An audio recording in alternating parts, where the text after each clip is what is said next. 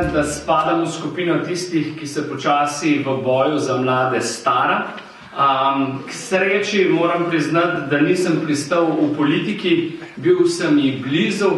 Po drugi strani priznavam, da me ravno zadnje čase politika na nek način utruja in hkrati na nek način spravlja v neko pozicijo rahlo radikalnega razmišljanja in morda nekaj radikalnih pogledov tudi danes, predvsem zato, da bo potem debata bolj žmohtna in bolj zanimiva.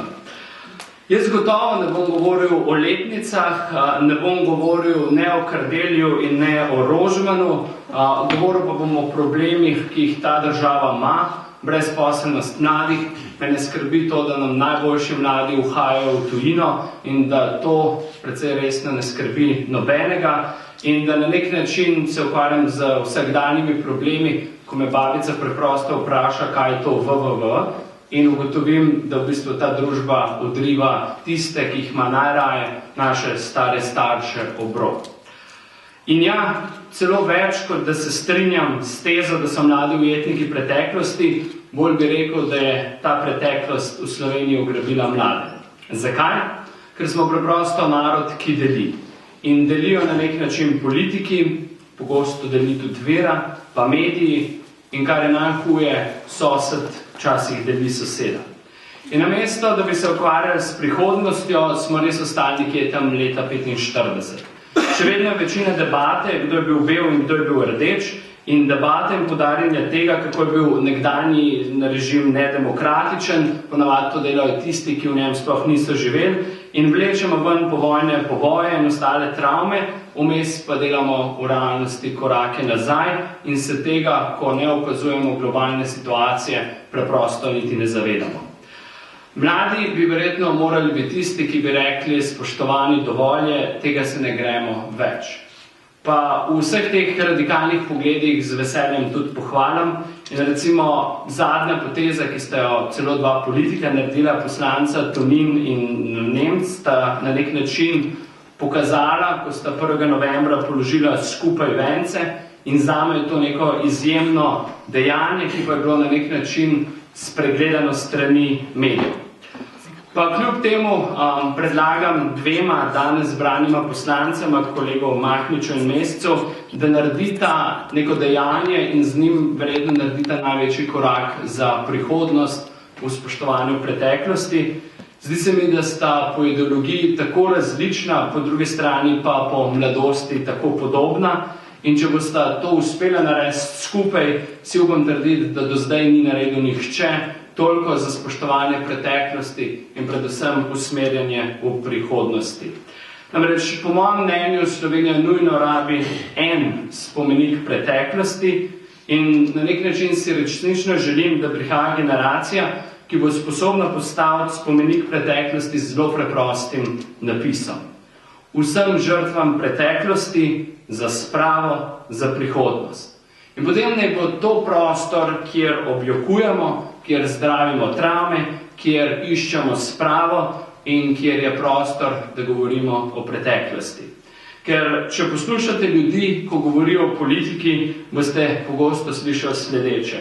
Da politika v bistvu nima nobene vizije, kar se tiče prihodnosti. Se pravi, politike enostavno ne vedo, kje bi ta naša država morala biti čez 10 let. In verjetno imajo celo prav, in verjetno bi bilo zelo zanimivo videti eno zanimivo raziskavo s preprosto vsebino, koliko se slovenska politika ukvarja s preteklostjo in koliko se v bistvu ukvarja s prihodnostjo. In če vprašate mene, s tem se strinjam, da je mnenje radikalno, bi v državnem zboru moral sprejeti zakon, ki bi povedala, da preprosto preteklost tam nima prostora.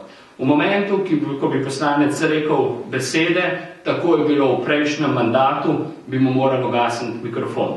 Vsak politik, ki bi več kot 10% se ukvarjal s preteklostjo in ne s prihodnostjo, bi po mojem mnenju moral izgubiti svoj mandat.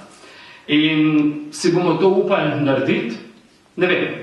Na nek način bo vprašanje o tem, a bomo v tej državi znali začeti govoriti o resnih problemih in bomo Slovenijo potegnali v države, ki so v napredku, ali pa bomo ostali na nek način leta 1945. Jaz s tem danes izzivam oba mlada poslanca, da razmislite o tem predlogu in da morda naredite to, da se res postavi en skupen spomenik in da na nek simbolen način se poklonimo zgodovini, se zavedamo njenega pomena, ampak jo pustimo tam, kjer zgodovina na nek način mora biti. V preteklosti z namenom, da se z nje učimo, ampak ne zato, da je na nek način to zgodba, ki kreira naš vsak dan in s tem, čeprav se tega pogosto ne zavedamo, predvsem našo prihodnost. In drugo, kar opažam, ko govorim z ljudmi, je to, da v politiki na nek način ni kontinuitete. Pridejo na oblast eni, zamenjajo večino, pridejo na oblast drugi, ponovijo isto, in na nek način ugotavljaš, da so, ne glede na to, kdo so in kako jih predalčkamo, po svojo vsi med sabo zelo podobni. In delujejo na preprost način, kdo je naš in kdo ni naš. Tudi zato verjamem, da bi v bistvu politika morala z nekim konsenzom obeh strani, se pravi tako koalicije in opozicije, eno mesto v vladi nameniti ministru za prihodnost. To bi lahko bil človek, ki ima zagotovljeno mesto za 10 let, 2 polna mandata oziroma še več kot 2 polna mandata, in to je človek, ki bi se ukvarjal z vizijo države in na nek način predstavljal to kontinuiteto, in da je to nekdo, ki je strokoven in verjetno nekdo, ki bi ga ta politika zbrala predvsem po enem principu, ki smo jo žal v tej družbi popolnoma zanemarili, in to je način in razmišljanje meritokracije. V osnovi se mi zdi, da v tej naši družbi več ne razumemo 2 pojmov, to je odgovornost na eni strani in spoštovanje na drugi strani.